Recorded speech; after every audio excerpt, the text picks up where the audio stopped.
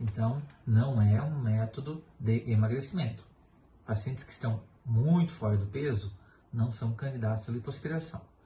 Pacientes que estão no peso ou levemente acima do peso e têm aquelas gorduras localizadas, que geralmente são bolsões de gordura que aparecem na adolescência, 14, 15 anos. Por exemplo, flancos, que é nas costas, né, acima do bumbum, culotes, barriguinha. Os pacientes se referem que naquela época, 14, 15 anos de idade, elas eram muito magrinhas e já se incomodavam com essa gordurinha. E isso, claro, só piorou com o tempo.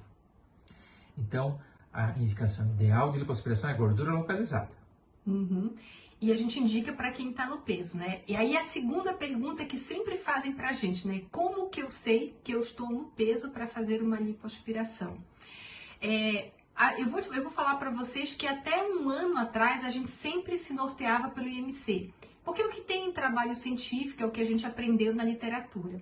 Só que com a evolução, né, da forma como nós avaliamos os pacientes, uma ferramenta que nós temos empregado rotineiramente lá na clínica é a bioimpedância. Então, na bioimpedância, a gente consegue não apenas calcular o peso, a altura e o IMC da paciente, a gente consegue avaliar a composição corporal. Porque para nós é muito mais importante saber a composição corporal do que o valor absoluto do peso em relação à altura do paciente, que seria o IMC. E dos dados da bioimpedância, o que para nós é mais importante, amor? O que a gente observa mais?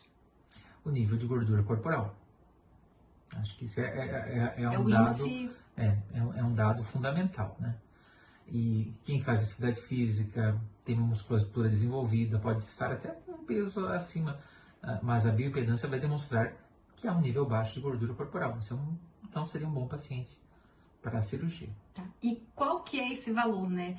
A maioria de vocês não vai conseguir isso, por exemplo, em balança de farmácia ou balança de casa, tem que conversar ou com uma nutricionista, ou um endócrino, ou alguém que tenha o aparelho, né, de bioimpedância.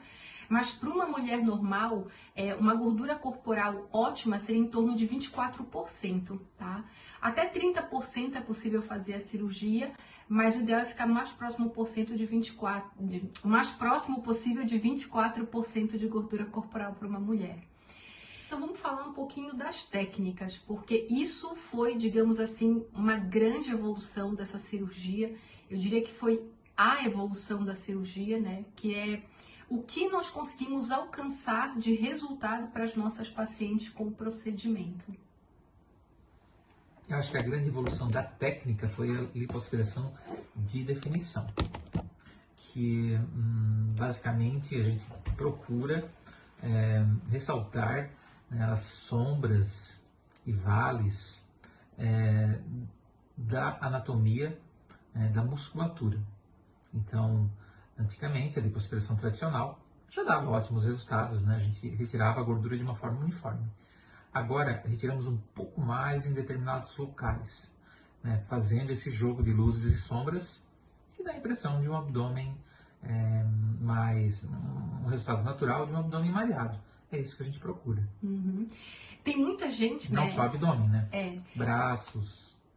E uma coisa que eu acho que é interessante da gente comentar, né, é que muita gente acha que essa lipo de definição, né, que a lipo superficial é uma coisa recente.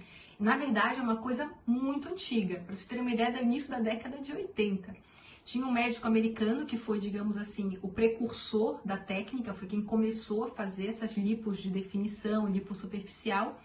E essa técnica, ela ganhou corpo, ela ficou famosa porque ela foi divulgada por um médico colombiano que começou a ensinar, a replicar a técnica, e isso se massificou para o mundo inteiro. E dentro dessas lipos de definição, a gente consegue escolher o grau de definição.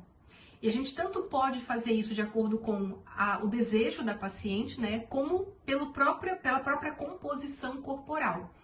Então, existem as lipos normais, que são aquelas que a gente só tira, né, esses acúmulos de gordura. Existem as lipos de média definição, as de alta definição e as de ultra alta definição. Então, não é todo mundo que pode fazer definição e ultra alta definição, mas a lipo tradicional e a média definição, eles, digamos assim, acho que 90% das nossas pacientes conseguem esse tipo de resultado. Então, vamos explicar para o pessoal o que é cada uma dessas 4 tipos de lipo, né? O que é cada um deles e para quem é que consegue, né? Quem pode se candidatar a cada uma delas. Então tá, vamos lá.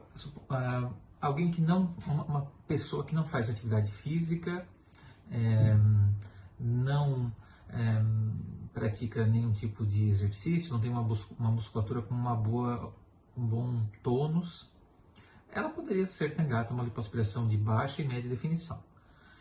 Já melhora muito o resultado da cirurgia, porque o abdômen não vai ficar algo reto, artificial, né? Já traz sinais de naturalidade. Pacientes que fazem atividade física, mas estão um pouquinho acima do peso, não conseguem baixar o peso, podem fazer uma de média definição.